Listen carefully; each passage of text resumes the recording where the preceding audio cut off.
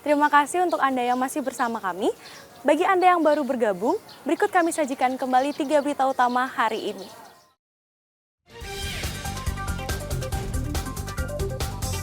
Kebakaran lahan terjadi di 3 kecamatan di Karangasem.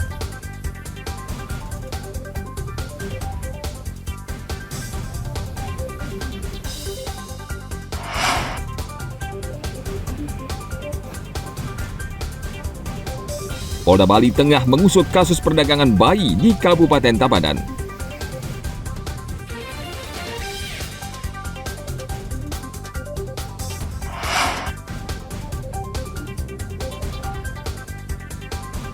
Harga buah impor turun drastis di Karangasem.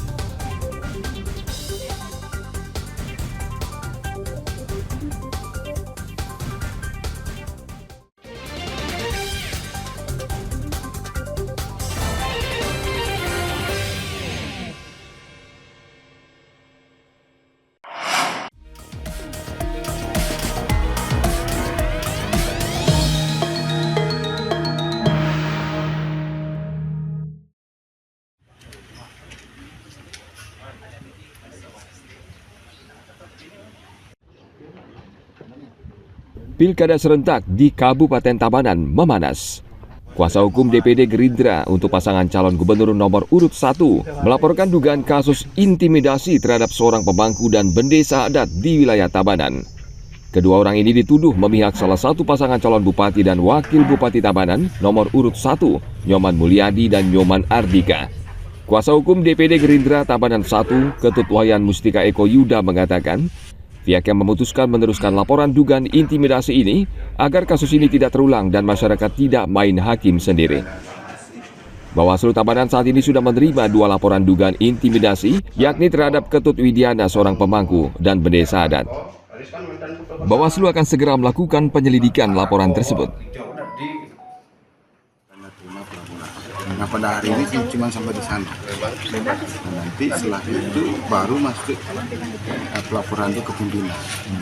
Nah, pimpinan itu yang kami sampaikan 2 kali 24 jam itu harus kami kaji.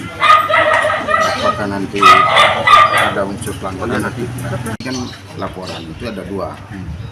Yang pertama ini pelaporan dari Syut ya. Jadi sudah hadir juga. Yang kedua laporan dari Jomangku yang pasar Tabanan.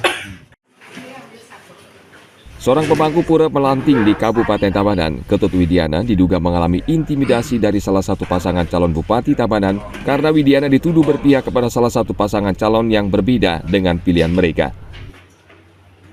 Tim Liputan melaporkan dari Kabupaten Tabanan.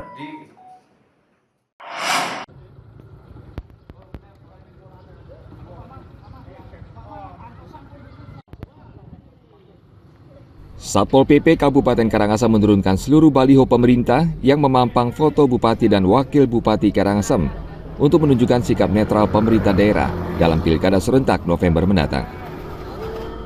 Baliho tersebut banyak berdiri di sejumlah lokasi di Kabupaten Karangasem dan satu persatu diturunkan Satpol PP karena Bupati Karangasem yang menjabat saat ini merupakan calon petahana yang ikut berkontestasi pada Pilkada serentak.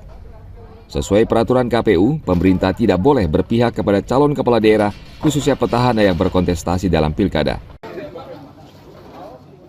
Sesuai arahan pimpinan, jadi itu diperintahkan baru tadi mendadak. Jadi sesuai arahan dari pimpinan, jadi kita menerbitkan baliho maupun spanduk yang ada gambar daripada jabatan Pak Bupati, Pak Wakil, mengingat bahwa Bupati Karangasem hari ini sedang menjalani cuti kampanye dari tanggal 25 sampai 23 November. Oke. Untuk penertiban hari ini kemana aja Pak? Kita terbagi 2 rute Pak, di jalur sementara karena keterbatasan waktu.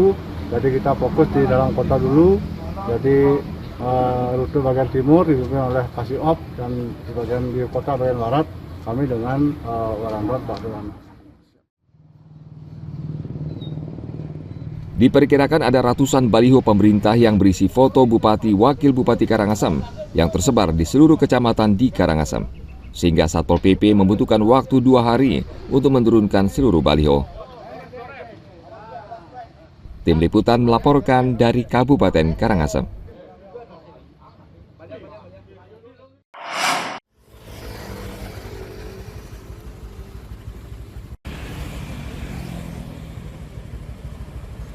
Hampir seluruh wilayah Kabupaten Karangasem masih banyak berdiri alat peraga sosialisasi milik calon gubernur dan wakil gubernur Bali, serta calon bupati dan wakil bupati.